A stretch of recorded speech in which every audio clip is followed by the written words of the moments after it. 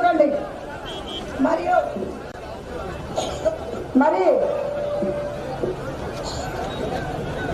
మళ్ళీ అంటారు మేమందరం కూడా నిలుపుకున్నాం కానీ మరి మీరందరూ 6 గ్యారెంటీ కార్డులు ఇవ్వలేదని మీరు అందరూ చూస్తారు. సీఎం గారిని ఎట్లా మాట్లాడుతున్నారు ఒకసారి మీ అందరికీ గుర్తు ఇవ్వాలి.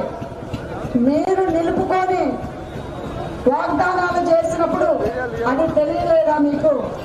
దళిత బంధు అన్నప్పుడు ఒక కుటుంబానికి 10 లక్షలు అన్నప్పుడు అది మీకు తెలియలేదా? మరి అప్పుడు మీరు ఎవరికి ఇచ్చారు?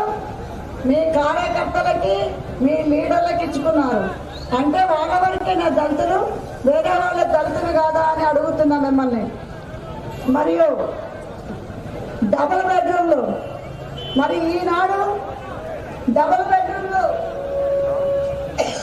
ఆనాడు డబుల్ బెడ్రూమ్లు కట్టి ఒక్క డబుల్ బెడ్రూమ్లు ఎవరికన్నా వచ్చిందా ఇక్కడ 10 ఏళ్లలో?